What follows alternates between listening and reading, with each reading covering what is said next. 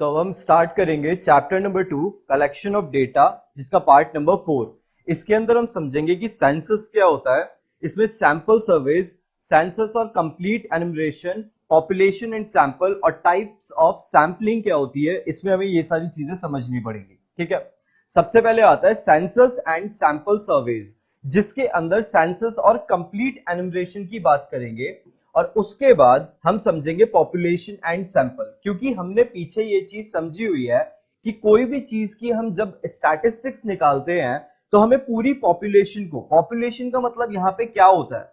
जैसे अगर मान लो मुझे कुछ कैलकुलेट करना है डेटा, जैसे कि मेरे पास एक लोकेलिटी है जिसके अंदर बहुत सारे घर आते हैं, ठीक है, उसमें बहुत सारे हाउसेस आते हैं। उस हाउसेस के अंदर लेट सपोज वो हाउसेस नंबर्स में बनते हैं 1000, ठीक है। अगर मुझे 1 घंटे के अंदर या 2 घंटे के अंदर कोई ऐसी डिटेल निकालनी है या कोई सैंपल या कोई सर्वे कंडक्ट करना है, तो जरूरी नहीं है कि मुझे पूरे 1000 के अंदर जाके वो सर्वे कंडक्ट करना पड़ेगा। ऐसी कोई जरूरत नहीं है। हम क्या करते हैं, एक सैंपल उठाते हैं। एक सैंपल, इस चीज को बोलते हैं सबसे पहले पॉपुलेशन, ठीक है, इसको बोलते हैं पॉपुलेशन, जो कि हमारी जो टारगेट चीज होती है उसको हम बोलते हैं पॉपुलेशन। इसमें से जब हम कुछ सैंपल उठाते हैं कि लेट सपोज ये 1000 है, तो हम रैंडमली का मतलब क्या होता है हमें पता नहीं है, हम ऐसे ही अपने आप से हम रैंडमली इन 1000 में से कुछ लोगों को सेलेक्ट करेंगे। लेट सपोज हमने सेलेक्ट किया 50, इन 50 को हम सेलेक्ट करेंगे। अब हम इन 50 से पूछेंगे, वो सर्वे को कंडक्ट करेंगे और वो सर्वे को कंडक्ट करने के बाद जो भी रिजल्ट आएगा हम ये मान के चलेंगे कि वो जो सारा रिजल्ट है वो 1000 के ऊपर भी अप्लाई होता है। ठीक है, तो इस चीज को बोलते हैं सर्वे। सैंपल क्या होता है वो मैंने बता दिया कि पूरी पॉपुलेशन में से एक एक स्पेसिफाइड रैंडमली, ये चीज को ध्यान रखना है कि रैंडमली, आपको पता नहीं होना चाहिए कि आप किसको और क्यों उठा रहे हो, ये नहीं पता होना चाहिए। तो रैंडमली किसी चीज को सेलेक्ट कर लेना पूरी पॉपुलेशन से, उसको सैंपल बोलते हैं। और उसके ऊपर जब हम सर्वे कंडक्ट करते हैं तो उस चीज को हम यहाँ पे डिस्कस करेंगे। ठीक है, इसके बाद आता है हमारा सेंसस और कंप्लीट एनुमरेशन। ठीक है, a survey which includes every element of the population is known as census or the method of complete enumeration। अब जैसे इंडिया की जो सेंसस होता है, ठीक है, मतलब जो कहते हैं पॉपुलेशन को गिना जाता है, अब ये वो वाली पॉपुलेशन ही है जैसे कितने लोग रहते हैं इंडिया में, वो चीजें। ठीक है, जब उन लोगों को गिना जाता है, उनको काउंट किया जाता है, तो उस केस में आपको एक सैंपल नहीं लेना, आपको पूरा कंप्लीट एनुमरेशन ही लेना है। मतलब जहां पे includes every element of the population. आपको जैसे वो 1000, मैंने ये एग्जांपल दिया था, इसमें पॉपुलेशन कितनी थी 1000, तो मुझे पूरे 1000 से ही पूछना पड़ेगा। इस चीज को बोलते हैं कंप्लीट एनुमरेशन। ठीक है, नेक्स्ट है, if certain agencies are interested in studying the total population in India, they have to obtain information from the households in rural और urban India. It is carried out every 10 years. आपने ये चीजें सुनी होगी कि every 10 years India की population को count किया जाता है, मतलब सेंसस को काउंट किया जाता है। जैसे लास्ट टाइम ये चीज हुई थी 2011 में, और ये चीज अभी होने वाली थी 2021 में, जो होने हुई पैंडेमिक के लिए। तो वो चीज अभी ड्यू है कि अभी हमारी सेंसस मतलब पॉपुलेशन को वापस से काउंट किया जाएगा, जो कि एवरी 10 ईयर्स किया जाता है। ठीक है, a house to house inquiries carried out covering all households in India, demographic data on birth and death rates, literacy, employment, life expectancy, size and composition of population, etc. are collected and published by Registrar General of India। ये किसकी पूरी responsibility होती है? Registrar general of India. ये क्या करते हैं, मैं अब एक चीज समझना, ये क्या करते हैं ना, ये लोगों को अपॉइंट करते हैं। जनरली वो टीचर्स वगैरह, जो गवर्नमेंट स्कूल के टीचर्स और इन लोगों को अपॉइंट करते हैं। ये लोग जाते हैं और इनको लोकेलिटी एक डिस्ट्रीब्यूट कर दी जाती है। वो लोग वहां पे जाते हैं, हर एक घर में जाना पड़ता है और वहां पे उनसे पूछना पड़ता है कि आपके यहाँ पे birth rate, death rate, literacy rate, ये सब चीजें बताओ, कितने लोग रहते हैं, उसमें कितने लोग काम करते हैं, काम नहीं करते हैं। ये सारी चीजों को ये कलेक्ट करते हैं और फिर इनको वो प्रेजेंट करते हैं। वो प्रेजेंट करते हैं उस चीज को यहाँ पे सेंसस, और इसीलिए हमारा स्टैटिस्टिक्स बिजनेस के अंदर हमारी इसके अंदर बिजनेस के अंदर जरूरी होता है स्टैटिस्टिक्स। ठीक है, the last census of India was held in 2011। 2011 में लास्ट सेंसस हमारा काउंट हुआ था जिसके अंदर पॉपुलेशन 125 करोड़ हमारी इंडिया की एस्टिमेट मतलब नापी गई थी, ठीक है। एग्जांपल देखेंगे तो according to census 2011 population of India was 121.09 crores which was 102.87 crores in 2001. Census 1901 indicated that the population of country was 23.83 crore. मतलब इस टाइम पे 1901 में हर 10 years में किया जाता है तो उस टाइम पे हमारी पॉपुलेशन थी 23.83 करोड़ जो कि आज की डेट में हो चुकी है 121.09 करोड़ 2011 में। अभी हम 2021 या 22 की बात करेंगे तो ये 135 या 140 के अराउंड पहुंच गया होगा, ठीक है। Since then, in a period of 110 years, the population of the country has increased by more than 97 crores. तो हमारी पॉपुलेशन इतनी बढ़ चुकी है। अब ये सारी चीजें आप समझना कि ये सारी चीजें हमें पता कैसे चल पा रही है कि कितनी थी, कितनी हो गई, कैसे हो गई, क्यों हो गई। ये सारी चीजें हमें पता चलती है स्टैटिस्टिक्स के ही बेसिस पे।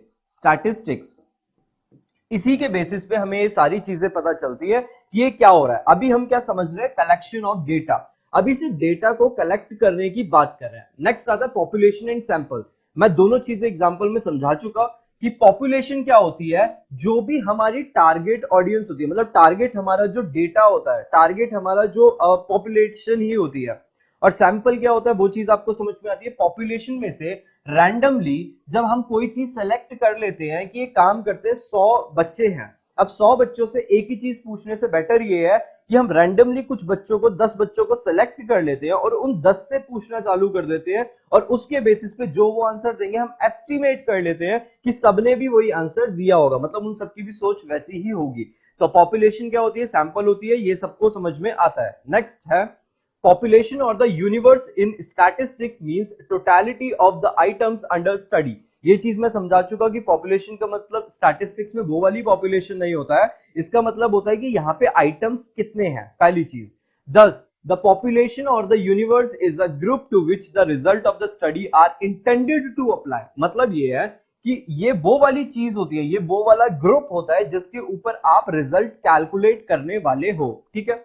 A population is always all the individual items who possesses certain characteristics or a set of characteristics। मतलब ये है कि इनके अंदर characteristics तो होनी चाहिए और set of characteristics भी होनी चाहिए, मतलब एक characteristics तो होनी चाहिए और भी हो सकती है according to the purpose of the survey।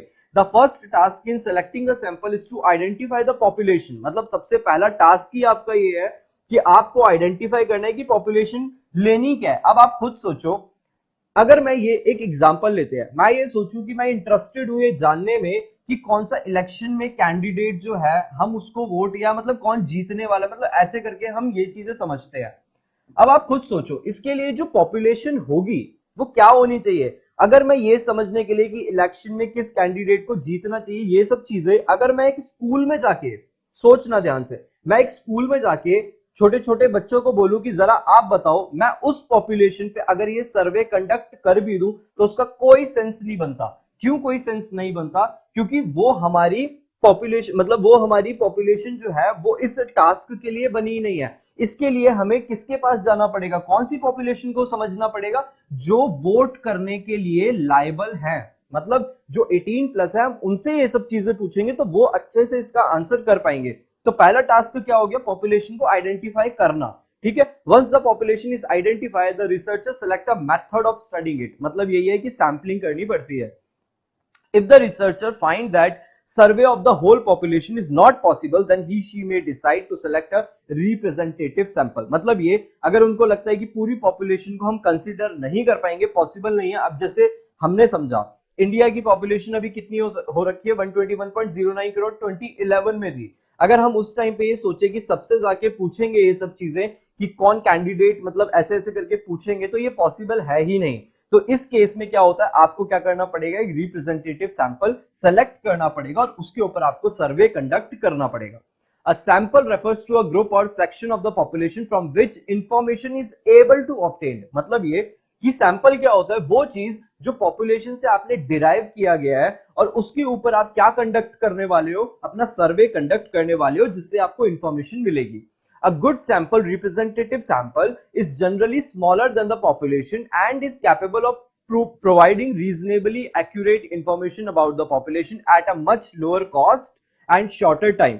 मतलब ये है कि सबसे अच्छा जो भी चीज होती है, अगर सबसे अच्छा सैंपल हम किसको बोलेंगे, गुड सैंपल, एक तो जो रिजल्ट होता है हमें ऑलमोस्ट एक्यूरेट दे, मतलब रिजल्ट एक्यूरेट दे, मतलब एकदम सही भी नहीं हो सकता बट हाँ मिलता जुलता होना चाहिए, ये चीज का आपको ध्यान रखना है।